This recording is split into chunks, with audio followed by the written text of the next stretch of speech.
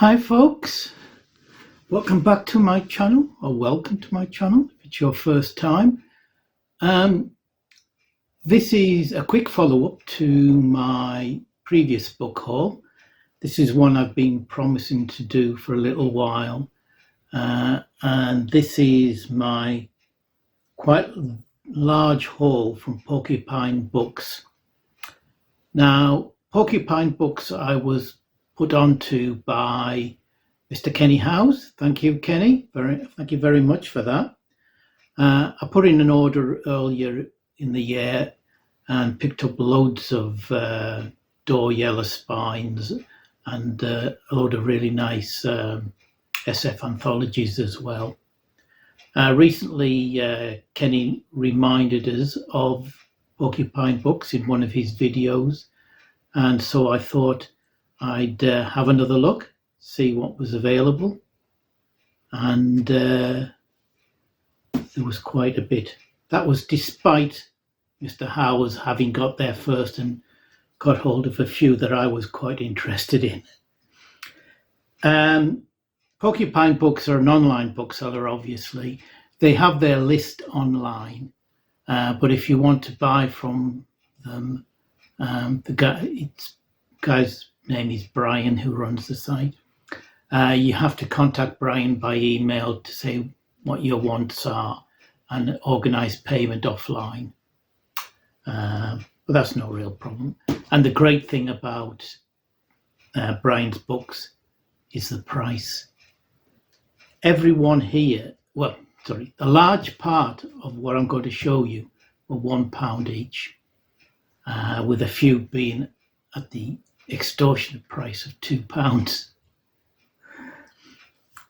Anyway, let's have a look at what I got. It's going to take a while. There's quite a lot to show, but it has to be done when you get at that price.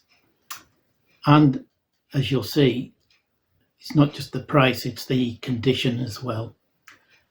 Now, as I said before, horror is my first love.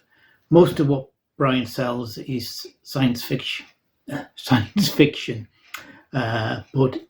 I did notice he had quite a few horror books among those. So the first ones I'm going to show are in the horror vein. First up is Disturbia, the 1997 novel by Christopher Fowler. This is a novel of about a guy who has discovered some sort of terrible secret and needs to tell the world about it.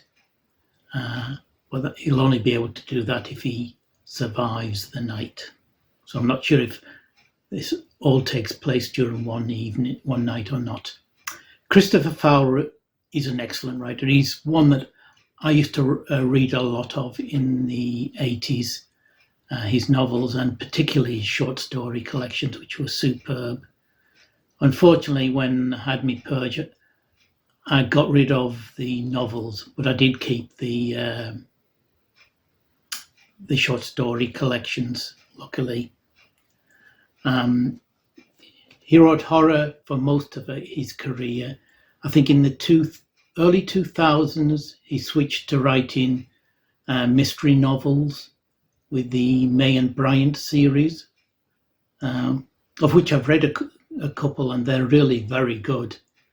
And I think he mainly stuck to writing that series until his death earlier this year. I think March this year, he unfortunately passed away. Excellent writer. Oh, one interesting fact I learned about Christopher Fowler. He used to work in, I think, film marketing, and he was responsible for the tagline from Alien, "In space, nobody can hear you scream." Excellent stuff. Next up, another of my favourite writers, Kim Newman, famous as a film and horror journalist. He's written non-fiction books on the genre. He's written, obviously, works of his own right. This is one of his books in the Anno Dracula series, a sort of alternative history set in 19th century England with a mixture of literary figures like Dracula, and I think Sherlock Holmes is in it. Jack the Ripper is there, and other real-life characters like Queen Victoria and Prince Albert. I've read the first one in this series quite a few years ago and really enjoyed it. And earlier this year, that was reissued or republished, whatever the term is, as a 35th anniversary hardback, which I purchased, and is a really nice copy. You can see beautiful condition for a book that, well, I'm not sure if this was £1 or £2. I'm going to have to get the rest in the series. Probably the most famous and the best-selling author in Britain of horror was James Herbert. First came to prominence with, I think, The Rats in about 1974. One of those authors of which at the time I was a bit sniffy, but once I started reading him, I thoroughly enjoyed his work. And I think as he went along, he got better and better. This is his, I think, 1988 novel, Haunted. As I said, I think he's probably the best-selling author from Britain of horror. I think I read somewhere he sold something like 54 million copies of his books. Died about 10 years ago. But again, another lovely condition book. And a second one by James Herbert from a year or two later, I think, or was this earlier? I can't remember. According to this, it's his 13th book, and this is Sepulchre.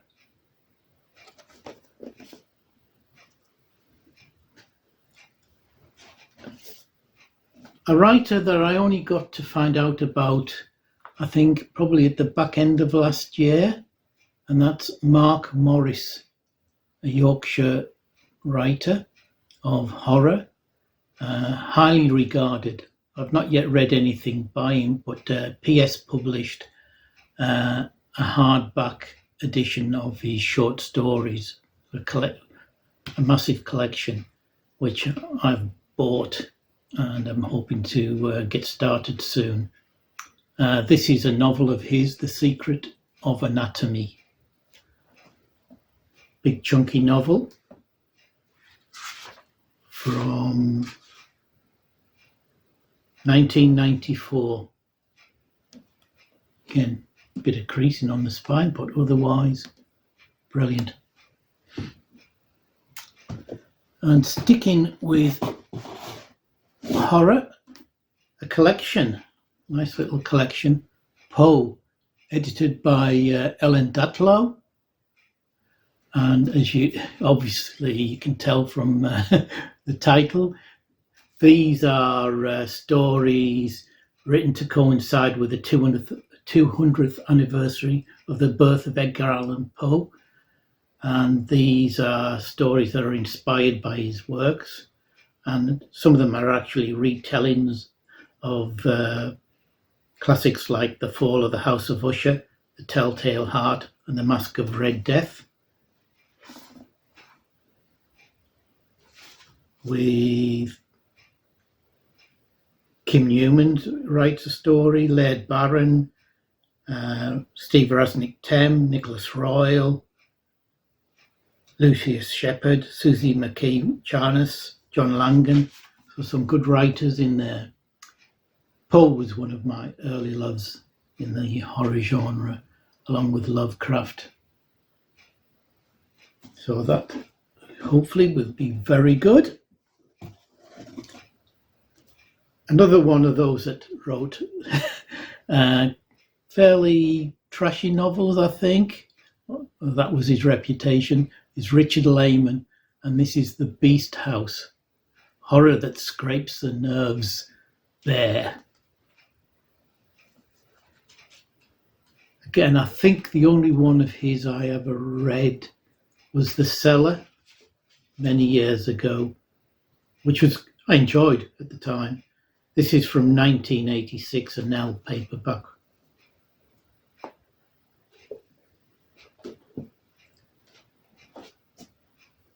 And one of the biggest names in British horror from the 80s, next with 2 books. This is Clive Barker, who came to prominence in the mid-80s with the Books of Blood short stories. Superb set of books. I've got my originals when it was printed in 6 volumes. Excellent writer from Liverpool. One of the best horror writers to come out of modern day Britain, along with Ramsey Campbell, I think. And this is described as a blend of Alice in Wonderland and The Lion, the Witch and the Wardrobe. Yeah, his novels are often a combination of fantasy and horror. Obviously, famous for the sort of Hellraiser series of films that came out of his books. This is from 2002. Oh, I've never mentioned the title. Abarat. And another one by Clive Barker. I've never read either of these. I've read quite a lot of his novels, again back in the 80s and 90s, but not these 2. This is Cold Heart Canyon, from 2001. I mean, when people like Quentin Tarantino, J.G. Ballard and Stephen King call you things like the great imaginer of our time, Clive Barker is so good that I'm literally tongue-tied. A powerful and fascinating writer with a brilliant imagination. You know you're going to get something good. I think this one, as you could probably guess from the font on the title, is to do with Hollywood and films. Excellent subject matter.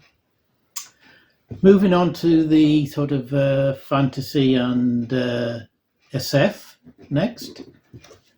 We have first up The Earth Will Shake, the first in the historical Illuminatus Chronicles by Robert Anton Wilson. Again, a book, the original Illuminati trilogy, which he wrote with Robert Shea. I loved when I first read them, because at the time I was heavily into that whole conspiracy theory, Forteana, cosmic horror that was incorporated in that trilogy. After that trilogy, Robert Anton Wilson went on his own to write further sort of books about the Illuminati, and this is the first of the, like it says, the historical chronicles. I'm not sure how many there are in this series. There's at least 2. Illuminati obviously being that shady organization that's been steering human history and for hundreds, if not thousands of years. Brilliant stuff, especially if you're into conspiracy theories and such like. Looking forward to that. I really should go back and reread the Illuminatus trilogy, but I'm a bit wary in that I haven't been into that sort of scene for a long time, so I remember it being so good that I don't want to spoil the memory of it. We shall see. Next 3 books by the one author, and this is one book that I've been meaning to read for years. and that's Robert Holstock's Mythago Wood. I remember this being very big back in the day when I was reading a lot of fantasy. This is from 1984. But I never got round to picking it up for some reason. This is in many ways, I think it's almost like an updating or from what I can guess of it, it's sort of like an updating of the Alan Garner type of stories. Sort of fantasy come maybe a bit of folk horror. Not so sure, but it's gets highly rated, and also managed to pick up the sequel, like L'Avondis, which is from 1988. So I don't know if there are any further ones in the series. Again, £1, £2, excellent condition. And a third one by Robert Holstock, Ancient Echoes. This is one I've not heard of, I don't know about. This is a rock fantasy edition from 1996.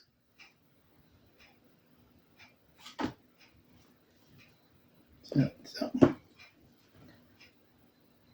17 minutes in, still a lot to go. Another book that I have read and I absolutely adored back in the day, and this was Tim Powers with, I think it was his second novel, The Anubis Gates. This is described quite rightly as an exhilarating invention, characters achieved with Dickensian relish, a roller coaster ride through a world teeming with characters ranging from the grotesque to the fiendish. It's a yarn and adventure novel, convulsed by chases and explosions, a skirmish on a burning ice schooner, and swashbuckling in Cairo. It's also an impressively intricate time travel conundrum, embossed with classic knotty paradoxes. It is a supernatural thriller, a literary mystery, a horror novel. I remember, thoroughly enjoying this. I read 3 or 4 of his books back in the day. Not read anything for a while, so I was really pleased to pick this up. He's one of the earliest people who created the whole steampunk genre or subgenre. And one of the other, there were, I think, 3 main authors who were credited with starting steampunk.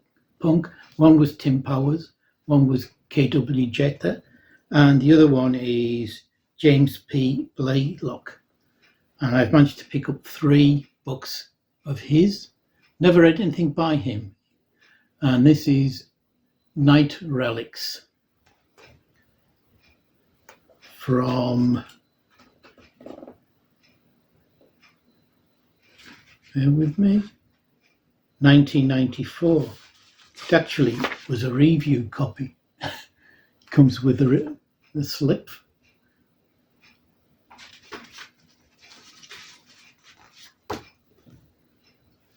So that's that one. And another one of his, Land of Dreams. Not since Ray Bradbury has a fantasy author created a world so strange and so magically real. It's another one for review from Grafton Books from 1989. I'm I hear such good things about Blaylock that I'm really excited to try one of his novels. And this final one by him, The Paper Grail, from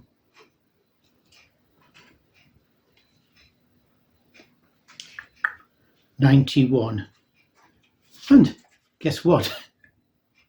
Whoever sold these books to Brian must have been a reviewer. There's another review copy from Grafton. Right, onto the sort of strictly science fiction, I suppose, now. And first up, we have A Martian Odyssey by Stanley G. Weinbaum from Sphere Science Fiction. Martian Odyssey being a very famous tale, probably his most famous. This is from 1977, but all the stories in it, it's a collection of short stories, were written in the mid-30s. The introduction's by Isaac Asimov, and the afterword is by Robert Bloch.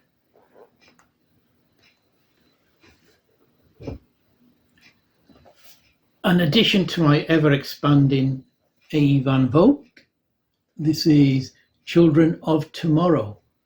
Beware, spacemen, the children are taking over and aliens are waiting for you to rebel. Sounds excellent.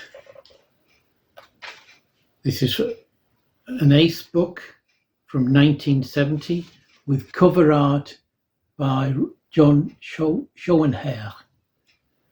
It's a nice cover, but I wish the painting had occupied the full front cover. It's quite striking. Next up, Jack Williamson and One Against the Legion, which is one of his Legion of Space novels. Not sure where this fits in the series. This is from Pyramid Books. So it's a very old copy, 1967.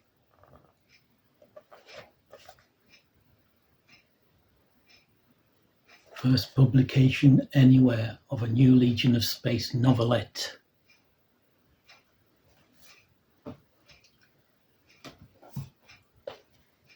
Next, a book by Frederick Pohl and Jack Williamson.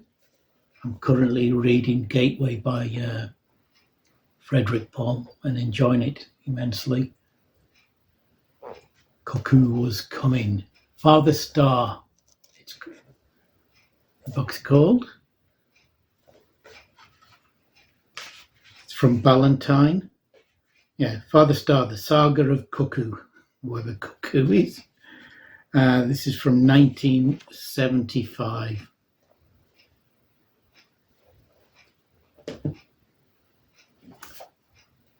Next, a Frank Belknap Long book, This Strange Tomorrow. Is it possible to arrest time by not thinking at all? Spine's a bit discoloured, but otherwise it's in decent shape. A journey of 1 billion lifetimes. There were 72 passengers crowded into the metal-walled cabin of the supersonic spacecraft with no assurance they would ever see Earth again, and fear was contagious.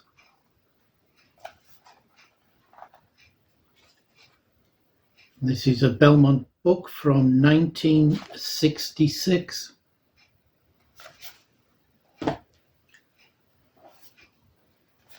Next, Damon Knight and Turning On.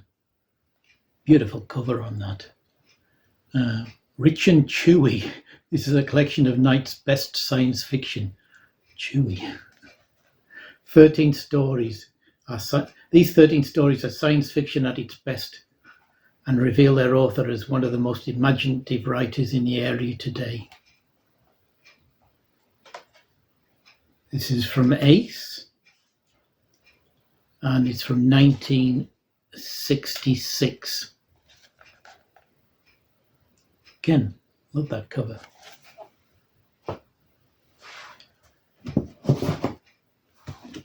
Next up, 3 novels by one author, and that's Keith Laumer. And this one is The World Shuffler, The Further Adventures of Sir Lafayette O'Leary. Sounds like it's a planetary romance style novel about Sir Lafayette O'Leary, ex-draftsman from Earth, and now seemingly extra interdimensional swashbuckler extraordinaire. Again, this is from Ace, and it's from 1970. Another one from Ace of Laumer's, and this is The Shape Changer. This is another Lafayette O'Leary novel. Don't know how many there are in this sort of series. And this is from 1972. And finally from Laumer, a shorter work, A Trace of Memory. Legion was a soldier of fortune and a loser, but now he had to be a hero on an alien world. Help wanted, soldier of fortune seeks companion in arms to share unusual adventure. Foster, box 19. Sounds like it could be fun. This is a Warner paperback library edition. Originally 63. This is first printing from September 1972. Oh, another Frederick Paul book, and this is Pole Stars. I think this must be it's a collection of short stories put out by VGSF in 1990.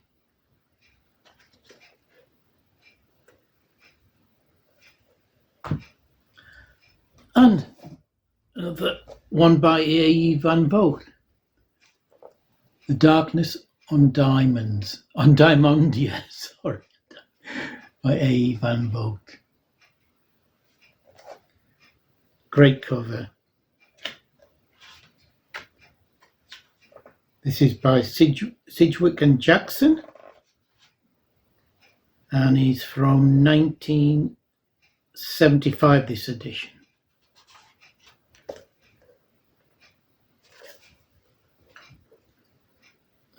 Still quite a few to go, I'm afraid. John Limington next. The Star Witches. Once the invasion was completed, there would be no sane person left on Earth. I've got a couple of Limington books now in the collection. Just before the horror, the Reverend David James discovered that a coven of witches was using his church for worshipping Satan and calling up the dead. Alone in his mansion, scientist Harry Royce was employing electronic devices to reach the outer limits of the universe.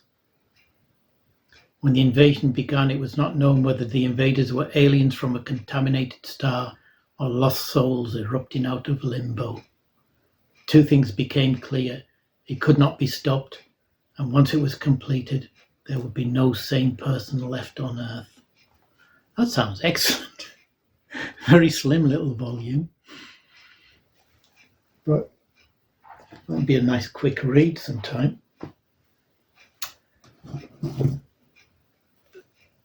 Mr. James Blish next up with Galactic Cluster, with a cover there by Peter Elson. I think this is it's a short story collection from Granada, 1980 it was published.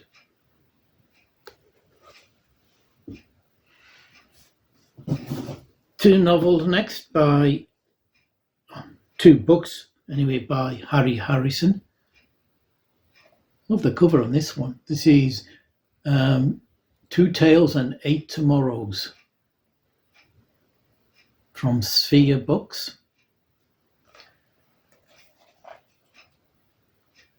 Includes the Streets of Ashkelon, which I think I've read in the past. This was published by Sphere in 1977. The original collection goes back to 65.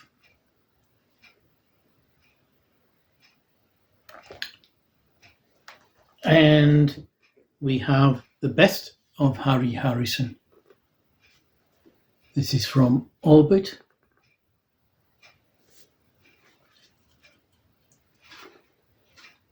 And goes back to 1976. This was put out. This includes the Streets of Ashkelon and a couple of other stories that were in this collection. That's the problem. But that's a nice condition, best of.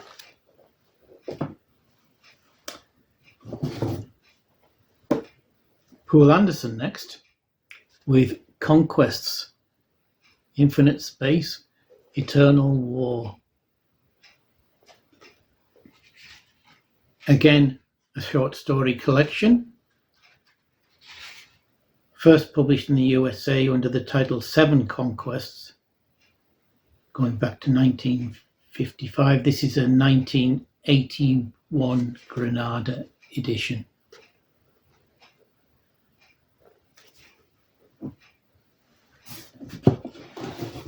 And I think in the last one, did I show one from this series, Philip Jose Farmer's Riverworld series?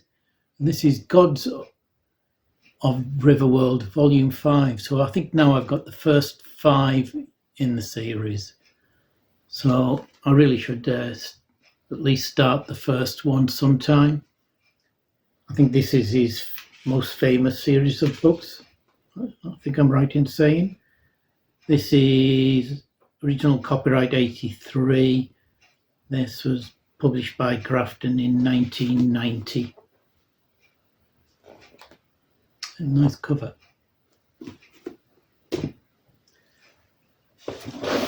Getting there, nearly finished. An analogue book, The End of Summer, Science Fiction in the 50s, edited by Barry N. Malzberg and Bill Pronzini. I like my anthologies.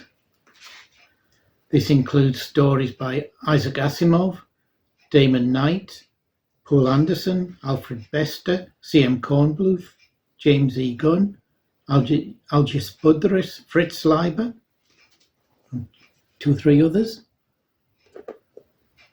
Nice one. Always pleased to have an anthology.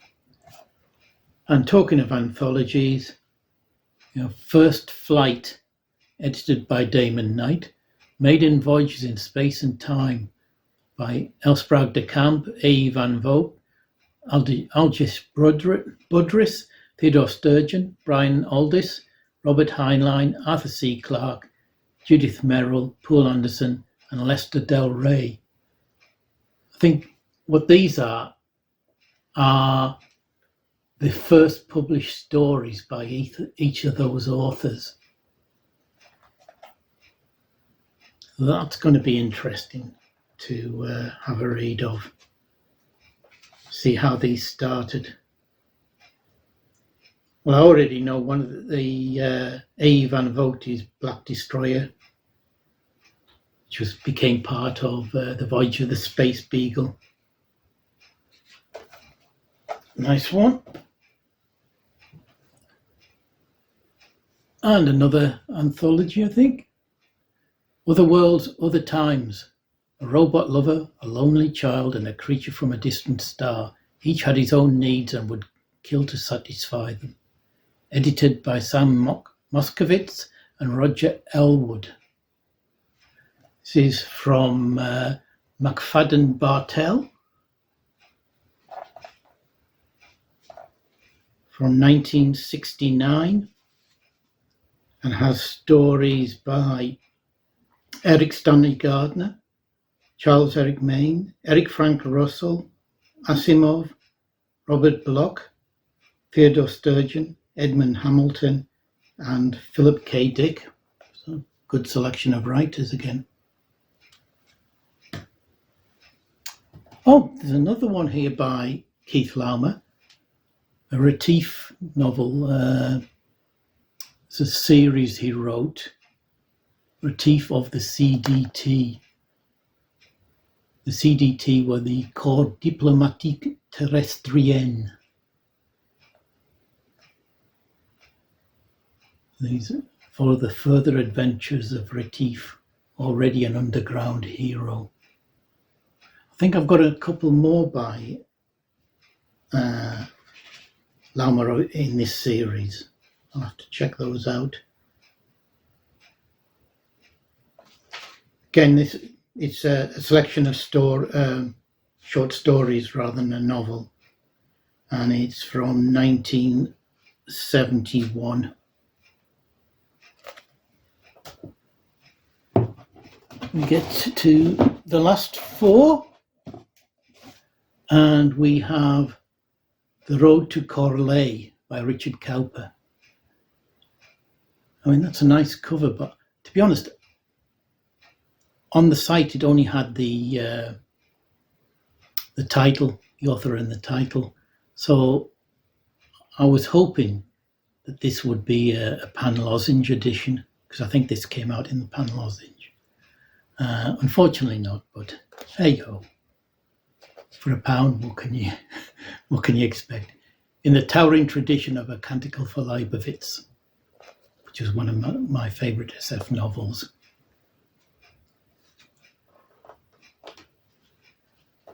And this is by Pocket Books from 1979.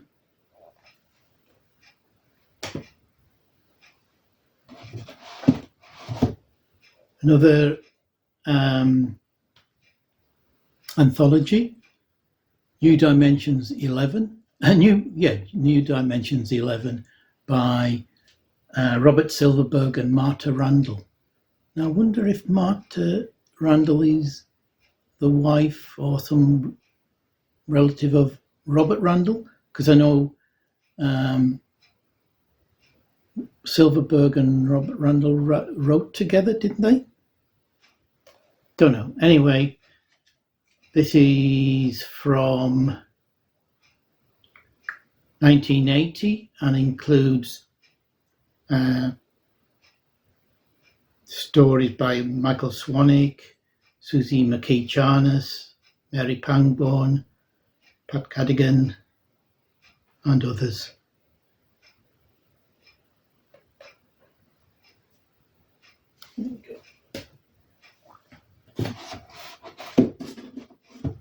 Another anthology. This is Zenith. There were only ever two issues of this series. I've got the second one as well. This is edited by David S. Garnett, and it's the best of new British science fiction. It dates back to 1989 and features Lisa Tuttle, Robert Holstock, Barrington J. Bailey, Colin Greenland, Storm Constantine, Gary Kilworth, Ian MacDonald, Brian Aldiss, among others. And it's in beautiful condition. And finally, phew, you say. Talking of Brian Aldiss, we have this Critical, Kraken at Critical, or Kraken at Critical. Unlikely Tales of the Future. A novel in 3 acts from 1987, published by NEL. So that's my haul from Porcupine Books. 40 minutes in. Sorry it's taken so long, but I didn't want to split this lot up. Finally got it done. Check out Porcupine Books before, I think Brian's looking to, if I remember rightly, he's looking to retire sometime, so might not be going for that much longer, but £1, £2, you can't go wrong. And you saw the condition. Excellent. Anyway, thank you again to Kenny for introducing me to Porcupine. I will hopefully see you all again soon. All the best. Bye.